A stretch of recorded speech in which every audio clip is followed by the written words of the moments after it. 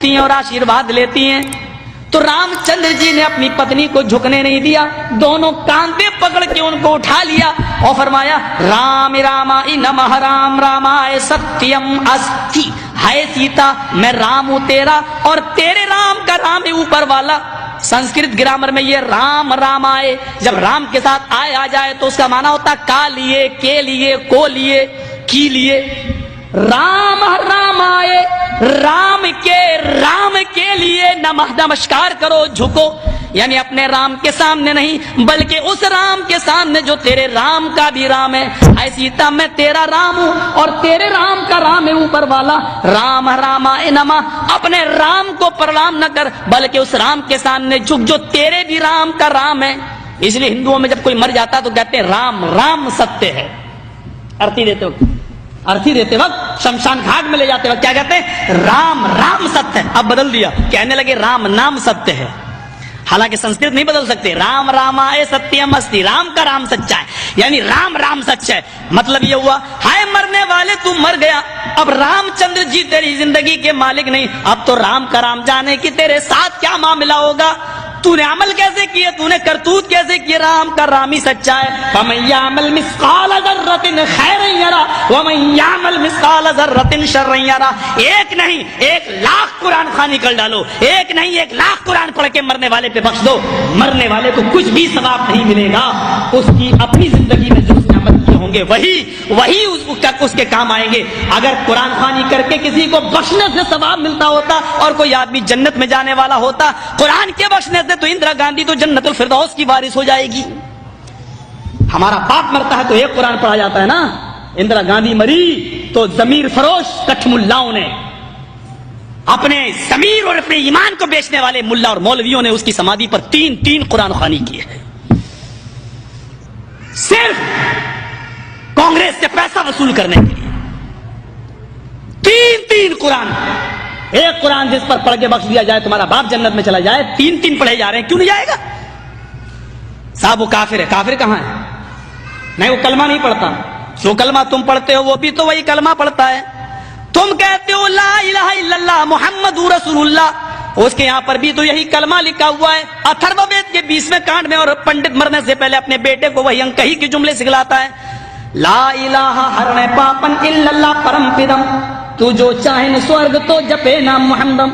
हाय मेरे बेटे, मरने से पहले ला इलाहा इल्लल्लाह पढ़ लेना, तेरे सारे पाप मिट जाएंगे। ला इलाहा हरणे पा इल्लल्लाह, ला इलाहा हरणे पापन इल्लल्लाह परम पिदम, ला इलाहा इल्लल्लाह पढ़ लेना, तेरे सारे पाप हर हो जाएंगे, मिट जाएंगे। यही तो अल्लाह के नबी ने कहा था इन्नल इस्लाम यहदिमु मा कान क़ब्ला, इस्लाम ले आओ। इस्लाम कब लाया जाता है? जब कलमा पढ़ा जाता है। मा कान क़ब्ला, जितने भी गुनाह तुमने किए हैं सारे के सारे गुनाह माफ हो जाएंगे। जो कलमा तुम पढ़ते हो वही तो वो भी पढ़ते हैं, फर्क इतना है। दलील क्या है? तुम खड़ी मूर्ति की पूजा कर रहे हो, वो पड़ी मूर्ति, एक पड़ी मूर्ति की एक खड़ी मूर्ति की। ये शंकर भगवान की मूर्ति है, ये बड़े पीर साहब का या निजामुद्दीन औलिया का मजार है,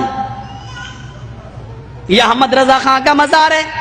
ये खड़ी मूर्ति है, ये पड़ी है। जो काम इस पे हो रहा है वही काम तो इस पे भी हो रहा है, वरना मुझे बता दो। हिंदू चुनरी चढ़ाए मूर्ति पे तो काफिर, तुम चादर चढ़ाओ तो पक्के मुसलमान, वो हार डाले तो काफिर, तुम फूल बरसाओ तो पक्के मुसलमान। ये कोई चीज खाने की मूर्ति पे चढ़ाए तो कहे प्रसाद, प्रसाद खाना हराम। यहां पर कोई चीज चढ़ाई जाए उसको कहो तबर्रुक है, और ये खाना बड़ा मुबारक। हिंदू मूर्ति धोकर उसका पानी पिए और कहे कि ये गंगा जल से ज्यादा पाक पवित्र है, इससे बीमारियां सही हो जाती हैं। मुसलमान और उसके मौके पर कब्र धोकर पानी उसके बोतलों में भरे और कहे कि इसके आगे तो जमजम भी फेल है, तो ये पक्का मुसलमान। جو کام اس پہ ہو رہا ہے وہی کام تو اس پہ ہو رہا ہے. اور آج میں فتویٰ دینے کا آدمی نہیں ہوں، لیکن آج جذبات میں ہوں، میں یہ فتویٰ دے کے چلا جاتا ہوں. میرے پیارے ساتھیوں، اللہ کی قسم، اگر بھارت کے اور پاکستان کے، ہندوستان اور پاکستان کے، ہندوستان کا یہ 20 کروڑ مسلمان اور پاکستان کا وہ 15 کروڑ 10 کروڑ مسلمان، اگر یہ چادر چڑھانے کے بعد، چنری چڑھانے کے بعد، تبرک کھانے کے بعد اگر یہ جنت کے اندر چلا گیا تو کعبے کے رب کی قسم کھا کے کہتا ہوں کہ بھارت کا 60 کروڑ ہندو بھی ایک ایک کر کے جنت میں چلا جائے گا. اور اگر بھارت کا ہندو جنتی نہیں ہے تو اتنا یاد رکھنا کہ پھر تم اپنے مسلمان ہونے کا سرٹیفکیٹ پیش کرو. تم وہ جہنم میں کیوں جائے گا؟ اگر وہ ان کاموں کی وجہ سے جہنم میں جا رہا ہے تو تم یہ کام کیوں کر رہے ہو؟ تمہارے اندر یہ کام کیوں پائے جا رہے ہیں؟ تم بھی تو وہی کام کر رہے ہو.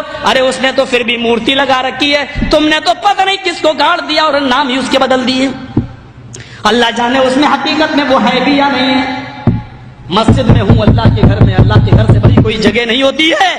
میں نے بنارس میں اپنی آنکھوں سے دیکھا، اپنی آنکھوں سے ننگا بیٹھا رہتا تھا. جینیوں میں جیسے ننگے بابا ہوتے ہیں نا، انڈیا والوں کو اچھی طرح معلوم ہوگا، وہ گھومتے ہیں آگے اور پیچھے پیچھے عورتیں چلتی ہیں، ان کے دودھ سے نہلایا جاتا ہے. جو گربوتی عورتیں ہوتی ہیں وہ دودھ جب بہتے ہوئے اس بابا کی شرمگاہ کے پاس سے آتا ہے تو اس کو بھر لیتی ہیں. گربوتی عورتوں کو پلایا جاتا ہے تاکہ بچہ نیک پیدا ہو.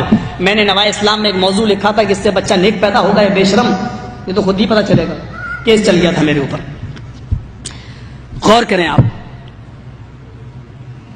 ننگا بیٹھا رہتا تھا، ایک ٹائم کی نماز نہیں پڑھتا تھا، اس کو وضو بنانا نہیں آتا تھا. مر گیا جب وہ، اس کا مزار بنا دیا گیا. 3 سال کے بعد اس کا نام رکھ دیا گیا ننگا بابا. نام بھی ہے ننگا بابا. ان کو نام بھی ایسے ہی ملیں گے، اللہ کی قسم ان کو صحیح نام بھی نہیں مل سکتے. ننگا بابا. ذرا بتاؤ کہ ننگا رہنا کون سی شریعت میں ہے؟ کون سا مذہب ننگا رہنے کی تعلیم دیتا ہے؟ کون سی تہذیب ننگا رہنے کی؟ اور یہ نام تک رکھا گیا ننگا بابا. بابا پر رکھا ہوا ننگا بابا باقاعدہ. جیسے بریلی کے اندر تھا کتا بابا، اب تو بدل دیا لوگوں نے، کر دیا کتب بابا. کتب کر دیا. لیکن رکشے والے سے کہو کتب شاہ کے مزار پہ جانا تو جانتا ہی نہیں جب تک یہ نہ کہو کتا بابا. ایک کا نام ہے پتنگ بابا. کسی شریف انسان کا کام ہے پتنگ اڑانے کا، نام رکھا گیا پتنگ بابا. بنگلور سائڈ میں چلے جاؤ، مجھے میرے دوستوں نے دکھلایا جنگلی بابا. کون نام ہے؟ نام تو پہلے اچھے رکھ لو یار، نام تو کم سے کم صحیح رکھو. یہ تو جو یہاں ہو رہا ہے وہ کام یہاں ہو رہا ہے. یہ میں نے ہندو دھرم سے ایک توحید بتائی. رام چندر جی نے کہا کہ اس کے سامنے جھکو جو تمہارے رام کا بھی رام ہے. ذرا اولڈ ٹیسٹامنٹ سے ایک توحید سنیے.